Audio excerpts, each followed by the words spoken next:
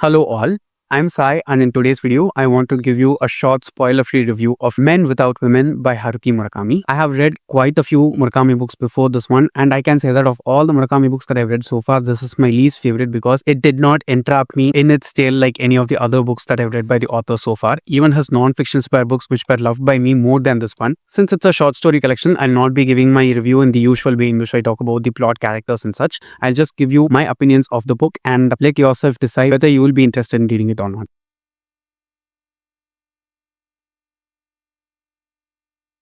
So, Men Without Women is a collection of 7 short stories that are written by the author in Japanese as usual and they are translated into English. And I can say that I had so much expectations getting inside this book because I know that it's overhyped out there in the internet. And personally, for me, it was very disappointing because not even one of the 7 short stories for me resonated in any way at all.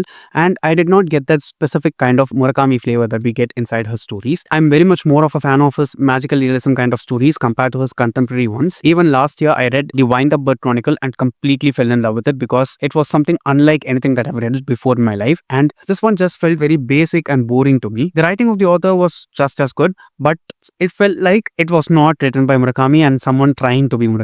It felt like the book was ghost written and not by the author himself. I know that that's not a fact. Still, that's the kind of emotion that I got while I was reading the story. I did not feel myself slipping into the book at any instant at all. One emotion that I always feel when I'm reading a book by Murakami, whether it is fiction or non-fiction, is this feeling of disorientation. Okay, I don't feel like myself when I'm reading the story because it somehow just twists and plucks me into itself and makes me experience the story from where it is happening.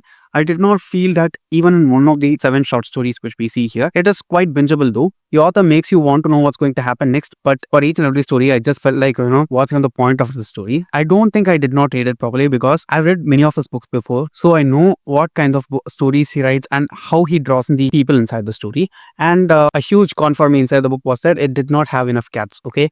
We just have one short story in which we see one cat and that's it. And some of you guys even told me that there are no cats inside the story for a change, and that should have been a heads up for me. I did not understand it well, so that's my bad. So in short, I can say that if you're someone who does like reading short stories, you can definitely go forward and try it. I'll not say that the stories are bad, but they are not as good as the normal stories that are written by Murakami. I was able to see the places, but I was not able to feel them and I was not able to see myself in them as I usually like in his other books. I know that there are so many people out in the world who just love the short story collection so much. I'm not saying anything against you guys, okay? It's just something which was not for me. I'm going to try and read at least 1 or 2 of his other books this year itself, especially Norwegian Wood. So if you ask me, I can say that if you're someone who wants to read short story collections, you can definitely go forward and give it a try. And if you're someone who has liked other books by the author before, this can even be something which is up your alley. It was just not mine. Because of the disappointment that I felt, I rated this one 3 out of 5 stars, and I don't think I have rated a Murakami book less than 4 stars before. So yeah, even though it's a 3-star read for me, I know that it can resonate and be loved by so many people. If you're someone who has read the book before, please do tell me down in the comments whether you liked it or not, or if you have any suggestions for me to go forward and reread the book. I'm ready to do that if you can assure me that it will be better the next time. So yes guys, that's it for my short review of Men Without Women by Haruki Murakami. I hope it was useful for you and I hope you don't hate me if you already read the book and loved it. If you did enjoy watching today's video and found it helpful, don't forget to give it a thumbs up and share it with your friends. And if you want to get more content from me,